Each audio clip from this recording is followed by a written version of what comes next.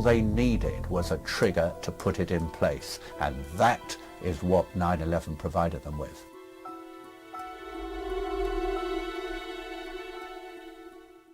They only think in terms of power. Democracy and constitutional states don't play a role. The truth is, conspiracies do sometimes occur.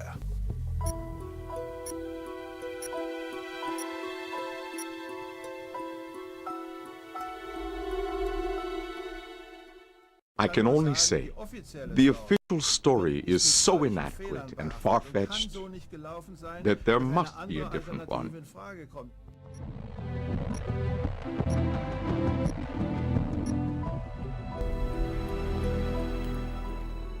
Michael Meacher and Andreas von Bülow, two former ministers. The Germans served under Helmut Schmidt 25 years ago. More recently, the Brit was a minister in Blair's war government.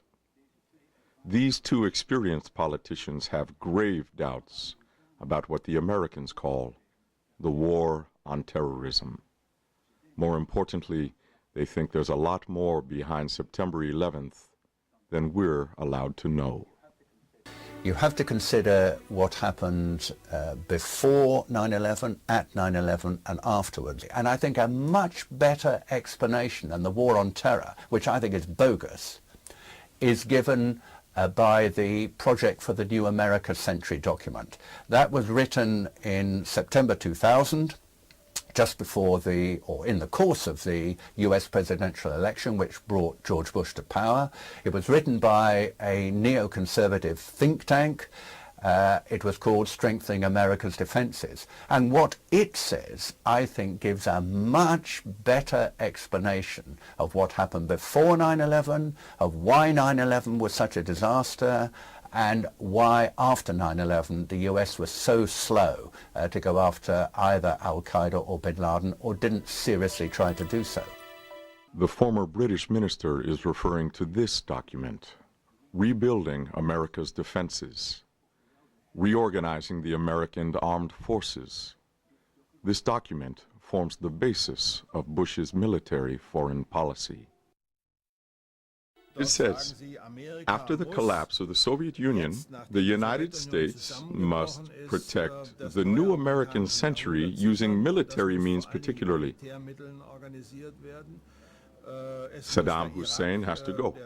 But more importantly, we have to obtain military control in the region to get a grip on the world's raw materials, especially oil. For this, we need more troops, not less. It's hard to explain this to the American people. It will take years. Unless we can use an event similar to Pearl Harbor as a catalyst to turn public opinion around towards spending more money on this struggle for world domination. And exactly 1 year later, this new Pearl Harbor happened. And the government immediately said, this is our new Pearl Harbor. Rebuilding America's defenses was not America's first research into possible threats to the country.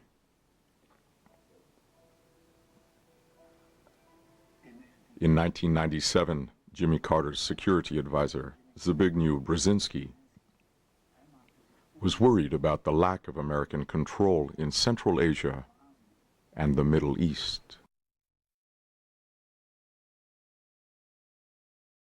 In his book, The Grand Chessboard, he claimed that control could only be gained by pursuing a much more aggressive foreign policy, including warfare.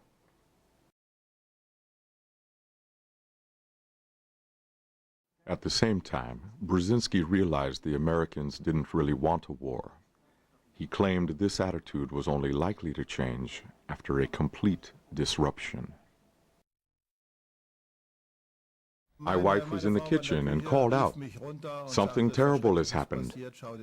I saw it, and my first reaction was, Who has anything to gain by this? Initially, I simply followed what was happening. I sympathized with the victims and wondered about the consequences. As I had some experience in the Secret Service, I soon started thinking, I wonder what exactly is going on. Is there something else that they're not telling us? That's quite a statement. But the fact remains Brzezinski's total disruption happened on September 11th, enabling Bush to pursue an aggressive foreign policy. You have to consider what happened before 9/11, at 9/11 and afterwards. Before 9/11, the US administration received a great deal of information that an attack was coming. First of all, there were 11 countries, including the UK, which gave their intelligence to the US authorities to that effect.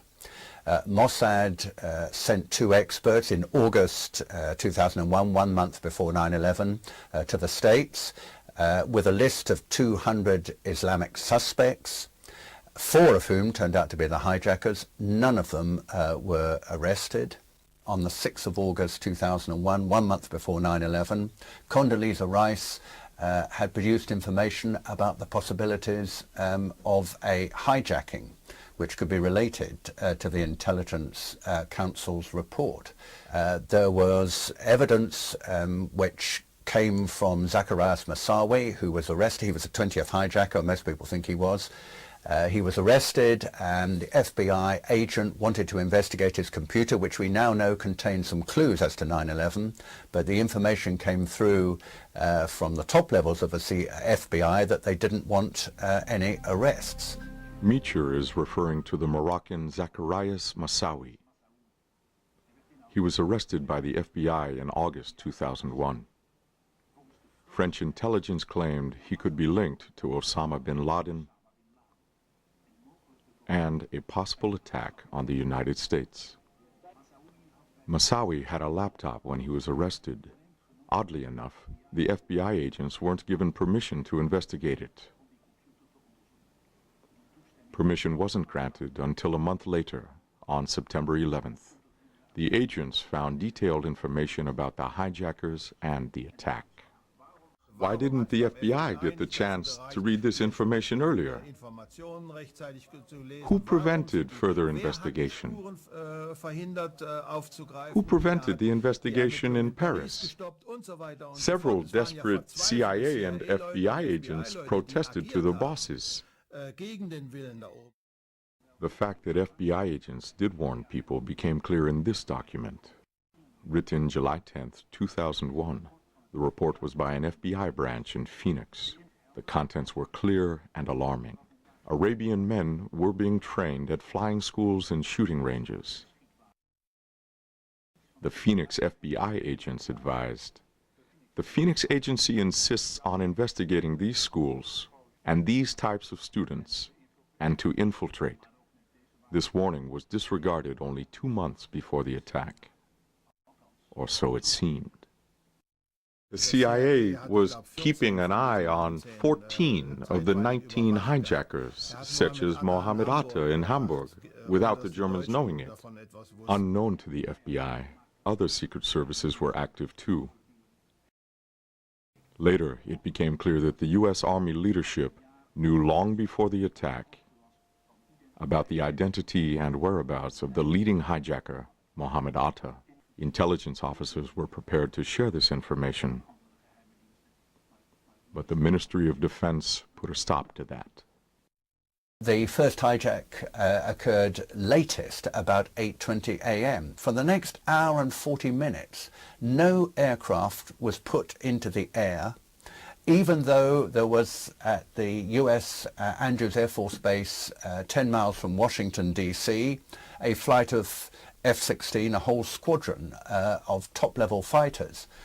No planes were flown in from other air bases, even though at top speed they were certainly within range. Why did that happen?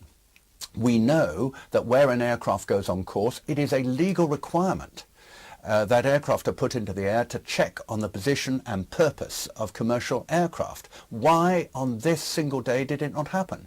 In the previous 9 months it had happened 67 times. It was a routine procedure. Why did this not happen on that very important day? That question has never been answered. To summarize, 11 countries warned about an attack on the United States. The CIA received a list with 200 suspects before September 11th. Security advisor Condoleezza Rice warned the president about a hijacking. The United States government ignored warnings by several FBI agents. Mohammed Atta had been identified as a leader of an al-Qaeda cell in 2000. Defense did not give out that information. After the hijacking, it took 100 minutes for the first fighter jets to take off. Remarkable facts. Had the independent investigators of the September 11th attacks nodded off? It was a 580-page avoidance of any serious explanation. If you look at it, and of course I have, only the first chapter goes into looking at what actually happened at 9/11 and leading up to it. All the rest, which is far and away the great majority of the report, is not actually about 9/11 as such at all, but it is about the kind of alternative arrangements or preparations that America needs to make in future to avoid it happening again. And indeed, there is one statement it makes which I think sums up the whole report. It is widely known and believed that Lieutenant Mahmoud Ahmed, who was the head of Pakistan's Inter-Services Intelligence, the ISI, asked a known Islamic militant called Omar Saeed Sheikh to wire $100,000 to Mohammed Atta, the leading hijacker, in the period leading up to 9/11. That has since been confirmed by the FBI. What the report, the official investigatory report, says is that the US has never been able to find the sources of financing for 9/11. And then they say this: that, after all, is a matter of no great importance. I find that astonishing. It is a matter of absolutely central importance. So there was a very great deal of evidence, and it seems to me extraordinary that the United States, with its stupendous military capabilities and the most technologically advanced country in the world, completely and totally failed to follow up these leads. I think that 9/11 provided the trigger to enable the US administration under George Bush to put in place a geopolitical strategy to seek American control. They made sacrifices. Most likely, it's an operation in psychological warfare.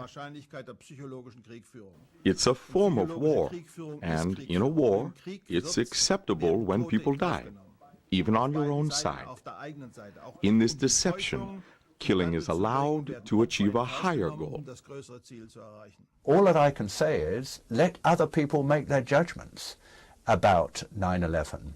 If they think that the war on terrorism explains it, I would like to know why all the facts about the failure to respond before, at, and after can be explained.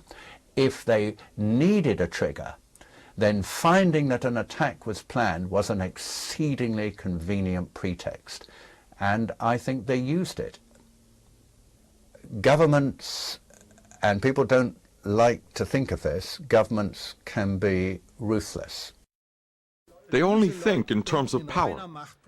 Democracy and constitutional states don't play a role.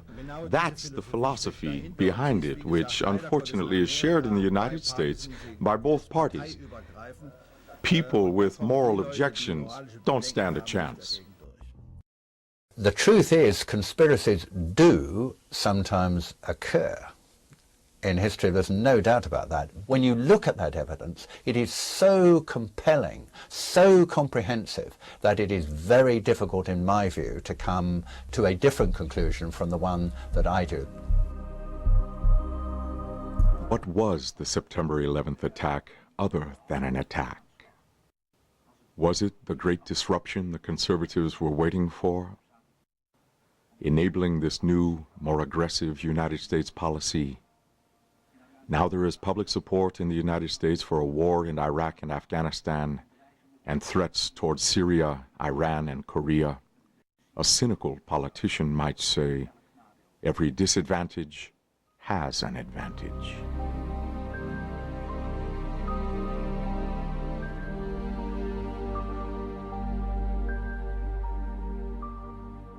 They are facts. They're uncomfortable facts. They're shocking facts. Deeply, deeply shocking. But you have to face up to them because they have actually happened. And they demand an explanation which is the most cogent, the most compelling, the most plausible to fit those facts. We do need to know the truth. We do need to know the truth.